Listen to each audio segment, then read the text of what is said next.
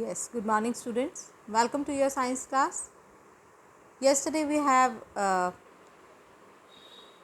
started chapter 3, completed chapter 3, and today I am going to start your fourth chapter, which is chapter number 11, force and pressure in your book. Okay, and you have to do the work of this chapter in your physics notebook. So let's start this chapter. First is the concept of force, and this is on page number 116 of your book. Okay, 116. So let's start this chapter. Concept of force. Look at the following situations. Moving a book on placed on the table, opening a door, lifting a bucket filled with water, opening a drawer, kicking a football, and hitting the ball with the bat. तो अगर हम book को move करेंगे जो table पे place है, door को open करते हैं, लिफ्ट करते हैं किसी बकेट को जिसमें वाटर फिल किया हुआ है, ड्रॉर को ओपन करते हैं, फुटबॉल को किक करते हैं या फिर हिट करते हैं बॉल को बैट से. What is common in all these situations? इन सारी सिचुएशंस में क्या चीज़ कॉमन है? In all these situations either a push or a pull is involve. तो हम यस ऑब्जेक्ट को पुश कर रहे हैं या पुल कर रहे हैं. To move the book we push it और पुल इट. तो हम जब मूव करते हैं बुक को तो हम उसे या पुश करते हैं या पुल करते हैं.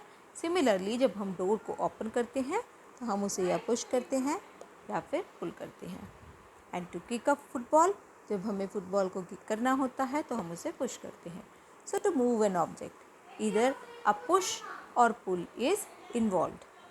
पुश या पुल इन्वॉल्व होता है. A push or a pull on an object is called force. तो पुश या पुल किसी भी ऑब्जेक्ट पे हम किसी भी ऑब्जेक्ट को पुश या पुल कर रहे हैं तो that means we are applying force. और इसी को ही हम क्या कहते हैं? फोर्स कहते हैं. तो फोर्स क्या है? Force is an effort to push or pull an object. Forces are due to interaction. If a book is lying on the table it doesn't change its position itself unless an external force is applied on it. अगर एक book table पर पड़ी है तो वो अपने आप अपनी पोजीशन को चेंज नहीं करती. कब तक नहीं करती? जब तक हम उसको उस पर बाहर से फोर्स अप्लाई नहीं करते. अगर हमें बुक को मूव करना है तो हमें उससे इंट्रैक्ट करना होगा, उसको टच करना होगा, चाहे हम उसे पुल करें या पुश करें. दैट मीन्स हमें उस पर फोर्स अप्लाई करना होगा उसको मूव करने के लिए. So we conclude that without an interaction के बिना जो फोर्स है ये हम अप्लाई नहीं कर सकते उस ऑब्जेक्ट की स्टेट को चेंज करने के लिए. Now effects of force. Effects of force क्या होते हैं? अगर हम किसी भी ऑब्जेक्ट पे फोर्स अप्लाई करते हैं तो हम क्या ऑब्जर्व करेंगे? Force can cause motion in a stationary object. अगर कोई ऑब्जेक्ट क्या है? स्टेशनरी ऑब्जेक्ट है. दैट मीन्स जो ऑब्जेक्ट है वो रेस्ट की पोजीशन में है, वो मूव नहीं कर रहा है. ठीक है, तो अगर हम उस पर फोर्स लगाएंगे तो वो मूव करना स्टार्ट हो जाएगा. Then force can stop a moving object. जो फोर्स है ये कोई अगर ऑब्जेक्ट मूव कर रहा है तो उसे रोक सकती है. ठीक है, दैट मीन्स एक मूविंग ऑब्जेक्ट को स्टॉप करने के लिए, रोकने के लिए भी हम फोर्स का ही यूज़ कर सकते हैं. Then force can change the direction of motion of a moving object. जो फोर्स है ये जो ऑब्जेक्ट है उसकी डायरेक्शन को भी चेंज कर सकती है. ठीक है, then force can change the speed of a moving object.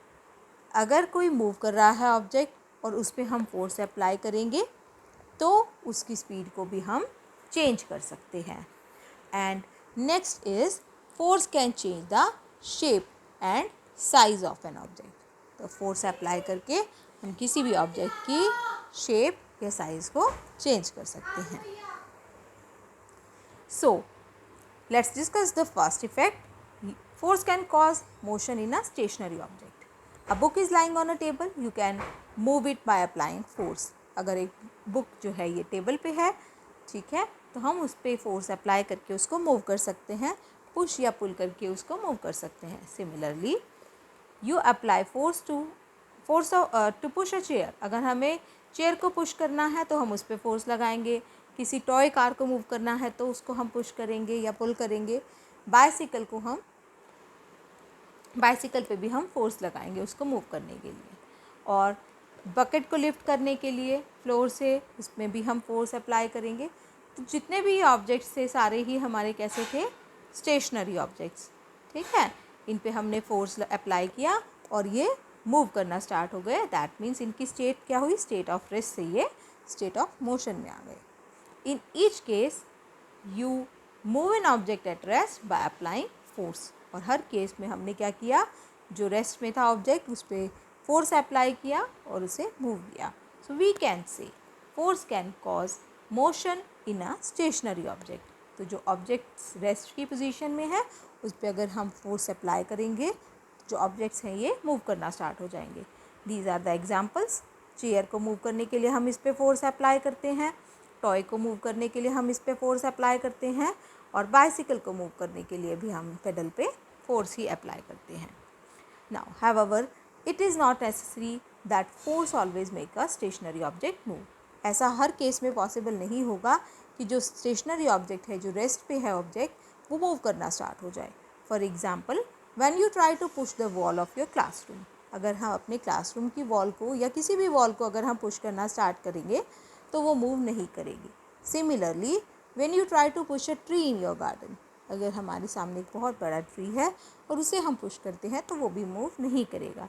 This is because the force applied by you is not sufficient to move the wall और द ट्री। क्योंकि इनको मूव करने के लिए हमें बहुत ज़्यादा फोर्स की नीड होगी और इतनी फोर्स हम अप्लाई नहीं कर सकते। तो जो फोर्स हम अप्लाई कर रहे हैं वो सफिशिएंट नहीं है वॉल को या ट्री को मूव करने के लिए।